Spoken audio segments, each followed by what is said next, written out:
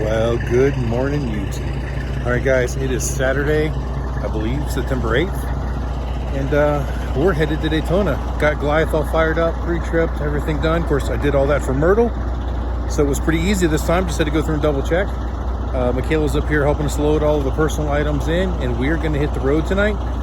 Like usual, we're heading to Florida. We're really just trying to get past the Atlanta area today. That way we don't have to deal with that traffic. Right now it's about 6:30 in the evening, and we should be out of here in the next 10 or 15 minutes. So on a Saturday evening, by the time we get to Atlanta, shouldn't be too bad of traffic anyways, unless there's some sort of an accident. Now, it is nice and cool here. The weather is fantastic. I don't know what it's like too far south. I know that I was watching a video from Just Trucking the other day when he dropped off that trailer for the FEMA people, and he said it was 90 degrees down there now. He was a little further south than what we're going. I hope it's not 90, but hopefully we'll find a nice cool place to park for the night where we can sleep and not have to run the air conditioning. But if we do, you know what, the new air conditioner is so efficient and it works so good. And I haven't done a full review on it yet, but we'll be good. And well, guys, this is our last trip out for the season. So yeah, we're heading to Daytona starting now. So when we tear down in Daytona on Sunday night, a week from tomorrow, we immediately drive to Panama. We set up there on Monday and Tuesday. We work that rally, and then we tear down there on Sunday night as well the week after. Then we've got a little bit of time before we need to be in Galveston, but we're not going to come home. It just doesn't justify the fuel to drive home and then all the way back out to Texas when from Panama City, we're only a day's drive from Texas. From here, it's like a day and a half. So with the fuel costs, I mean, we're talking $1,500, maybe $2,000 in fuel to come home and then go back to Galveston. So we're just going to stay out until we're done with the season. When Galveston is finished and we come home from that, we're done for the year. We won't do anything until March for Bike Week. All right, so it's time to say goodbye to the grandkids and the daughter and everybody else, and we're going to hit the road. So see you guys in a few.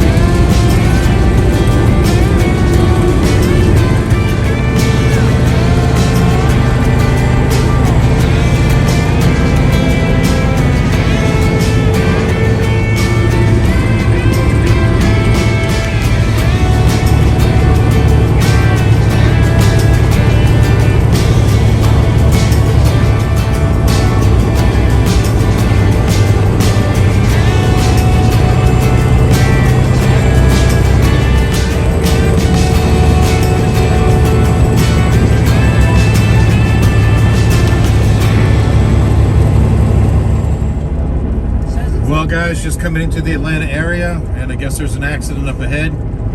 So much for trying to get through Atlanta without much traffic. I mean, we literally just got off of 575 onto 75. I think we went less than a mile, and I was still trying to accelerate off of the ramp, and all of a sudden, everything came to a stop.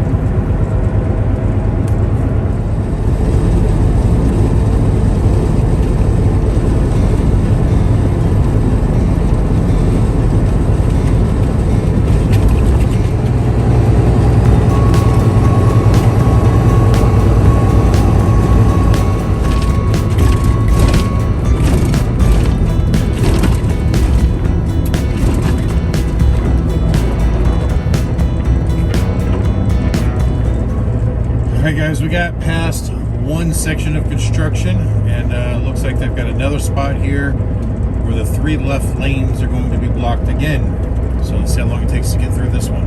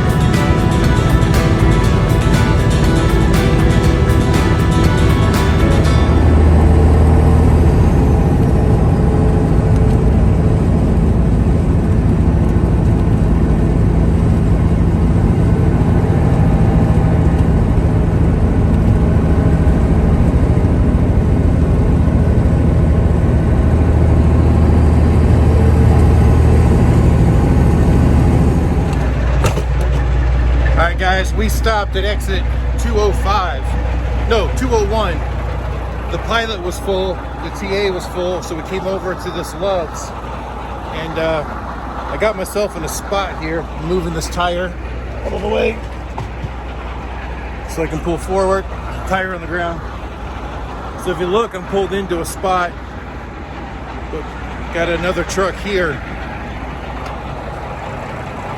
So this happened because on this Love's, the way the parking lot comes around, guys, sorry for the lighting, I didn't realize that once I got into this back parking lot, that there was no place for me to turn around. And because people are double parked along the curbs, trying to back it back out of here in an S would have been really, really hard. So I stopped to look at the maps to see how the parking lot was laid out and come up with a solution. And luckily there's a guy sitting here bobtail, so I was sitting right over here in this area because I come around by where that truck is. So I came from this little gap here in.